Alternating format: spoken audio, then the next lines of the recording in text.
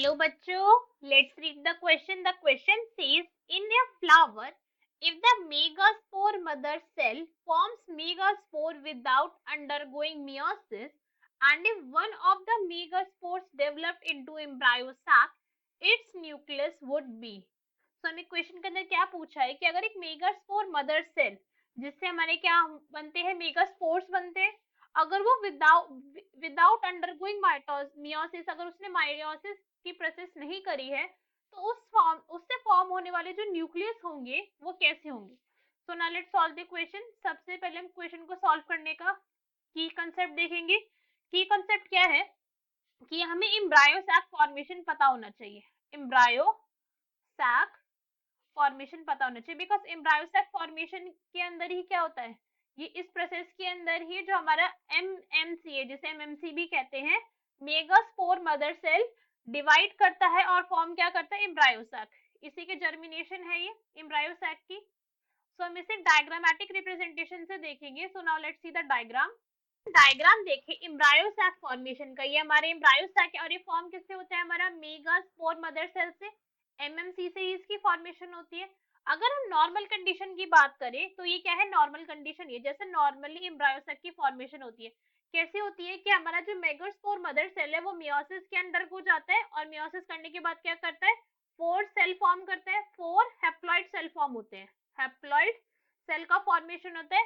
फिर इन 4 haploid cell में से 3 सेल डीजनरेट कर जाते हैं. 3 सेल डीजनरेट करते हैं और जो एक बचता है वो आगे फर्दर माइटोसिस करके क्या करता है, कंप्लीट एम्ब्रायो सैक की फॉर्मेशन होती है. यही होता है. फिर बाद में माइटोसिस होगी और एम्ब्रायो सैक फॉर्मेशन होगा. बट हमसे क्वेश्चन के अंदर क्या कहा है कि अगर मेगास्पोर मदर सेल मियोसिस की अंडरगो जाए ही ना, क्या हो, विदाउट अंडरगोइंग मियोसिस. तो अगर मियोसिस नहीं होगी तो यहाँ पे क्या हुआ, नॉर्मल माइटोसिस हुई है.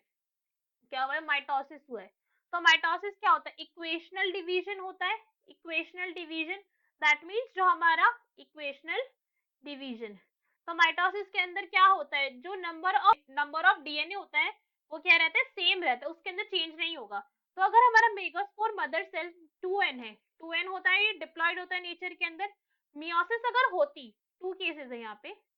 फर्स्ट केस की अगर हम बात करें, जैसे नॉर्मल कंडीशन है, मियोसिस जब होती थी तो क्या होता था, जो 2n है ये फॉर्म कर लेते, दिस इज 2n सेल, ये अंदर गो जाता था, मियोसिस होती थी और यहाँ पे बन जाते थे nn सेल और फिर इनकी दोबारा से मियोसिस 2 होके 4 सेल का फॉर्मेशन हो जाता था.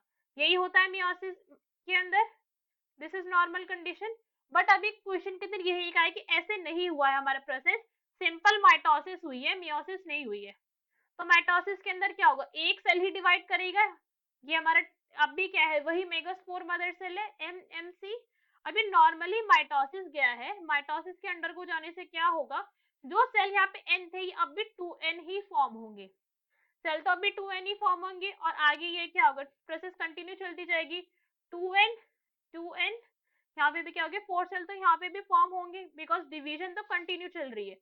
डिवीजन तो कंटिन्यू होती रहेगी, उससे तो कोई फर्क पड़ेगा नहीं. यहाँ पे क्या होगा, फिर से 3 जो सेल है वो डीजनरेट हो जाएंगे. इन सेल का हो जाएगा डीजनरेशन.